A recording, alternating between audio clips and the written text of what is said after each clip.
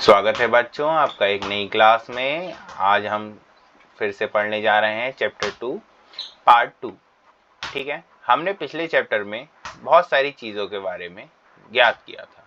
आप उसको हमारी पिछली वीडियो में जाकर देख सकते हैं। ठीक है, अब हम नेक्स्ट चीज़ जो पढ़ने जा रहे हैं उसका नाम है पारदर्शिता। मैं आपका एक बार फिर से रिवीजन करवा देता हूँ कि पारदर्शिता किसे कहते हैं। ठीक है, कोई भी ऐसी वस्तु जिसके आप आर पार देख सकते हैं, जैसे शीशा, कोई भी बर्तन जो शीशे का हो या कोई भी सामान, ठीक है, जिसके आर पार देखा जा सकता है उसे पारदर्शी कहते हैं। ठीक है, इसी में दूसरा नाम आ जाता है अपारदर्शी। अपारदर्शी का सिंपल सा अर्थ ये है कि जिसमें आप किसी वस्तु के आर पार नहीं देख सकते, वो अपारदर्शी कहलाता है। एग्जाम्पल के लिए आप एक दीवार के आर पार आप नहीं देख सकते हैं, गत्ते, बॉक्स, इन सब के आर पार नहीं देख सकते हैं। ठीक है, ठीक है, ऐसे पदार्थ जिनसे होकर वस्तुओं को देख तो सकते हैं परंतु बहुत स्पष्ट नहीं दिखाई देते, उन्हें पारभासी कहते हैं। ठीक है, जैसे तेलीय धब्बे, याद कीजिए जिसका उपयोग हमने खाद्य पदार्थों का वसा के लिए परीक्षण में करने में किया था। ठीक है, तो वह भी पारभासी ही होते हैं, मतलब उनके आर पार साफ तरीके से दिखाई नहीं देता है।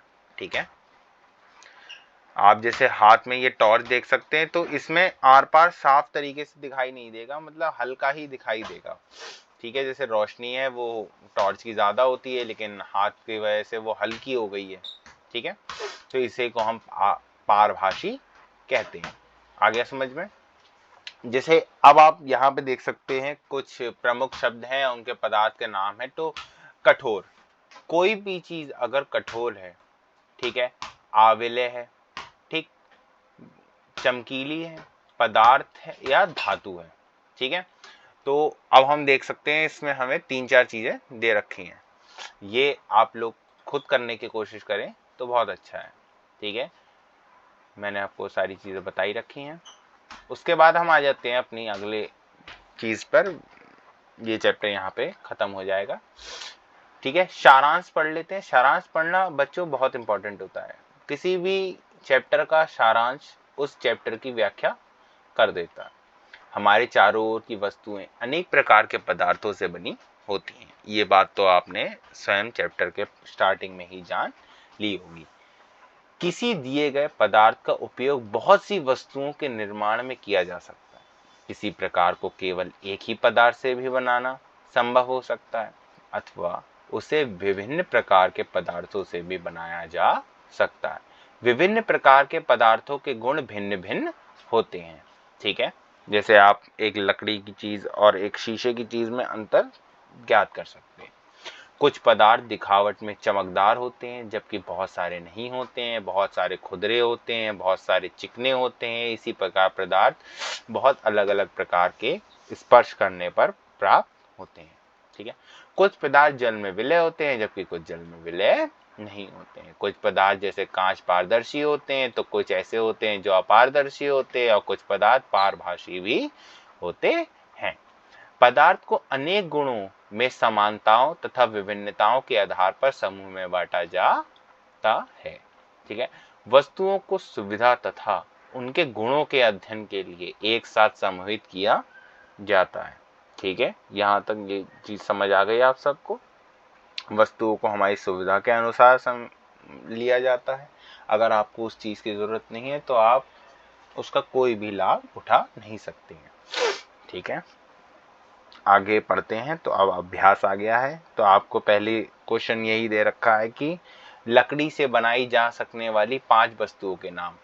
तो आप जान सकते हैं कि 5 वस्तुएं वो बहुत सारी चीजें हैं। एक लकड़ी का डब्बा हो सकता है, एक लकड़ी का बल्ला हो सकता है, एक लकड़ी की कुर्सी हो सकती है, एक लकड़ी की मेज हो सकती है और अन्य लकड़ी के सामान भी हो सकते हैं।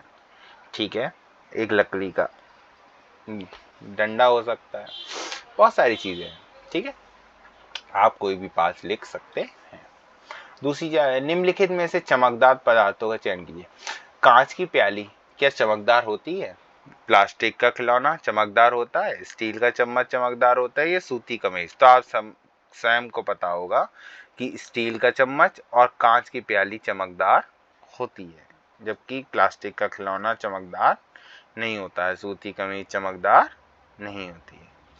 निम्नलिखित वस्तुओं में मिलान उन पदार्थों को कीजिए जिनमें उनमें बताया जाता है कि याद रखिए कोई वस्तु एक या अधिक पदार्थों से मिलकर बनी हो सकती है, अर्थात किसी दिए गए पदार्थ का उपयोग बहुत सी वस्तुओं को बनाने में भी किया जा सकता है। जैसे आप मान सकते हैं इसमें वस्तु दे रखी है आपको पुस्तक, तो पुस्तक किससे बनती है?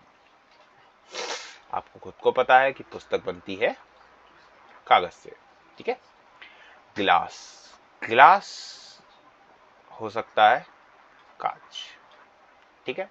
कुर्सी लकड़ी की भी हो सकती है और प्लास्टिक की भी हो सकती है। जूता आप जानते ही हैं, जूता चमड़े का हो सकता है, ठीक है। खिलौना, बेटा खिलौना जो है वो प्लास्टिक का भी हो सकता है, खिलौना एक लकड़ी का भी हो सकता है, ठीक है। समझ आ गया आपको? इसी प्रकार यहाँ पर ये तीसरा क्वेश्चन भी समाप्त हो जाएगा। नीचे दिए गए कथन सत्य या असत्य है, आइए देखते हैं। पत्थर पारदर्शी होता है, आपको ये लगता है, जबकि कांच अपारदर्शी होता है, तो ये बिल्कुल ही क्या है? गलत है, ठीक है।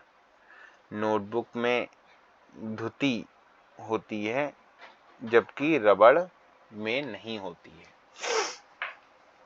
सही है। चाक जल में विलीन हो जाता है, सही है। लकड़ी का टुकड़ा जल में तैरता है, क्या ये सही है? बिल्कुल ये सही है। चीनी जल में विलीन नहीं होती, ये चीज गलत है।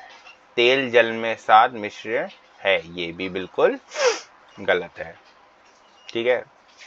रेत जल में निषादित हो जाता है, ठीक है, तो ये बिल्कुल सही है। सिरका जल में विलीन हो जाता है, ये बिल्कुल सही है, ठीक है। तो पांचवा क्वेश्चन,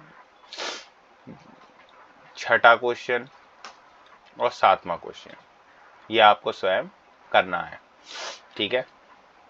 आप मुझे करके मेरे ईमेल पर भेज सकते हैं, मैं अपना ईमेल एड्रेस नीचे डाल दूंगा, ठीक है बच्चों। अगर आपको कोई परेशानी लगे तो आप कमेंट्स में अपनी परेशानियां बता सकते हैं, या आपको ये चीज़ समझ नहीं आई तो मैं उसका दोबारा रिवीजन करवा दूंगा, ठीक है बच्चों। आज की क्लास को यहीं पे समाप्त करते हैं, आपसे अगली क्लास में मिलेंगे चैप्टर 3 के साथ।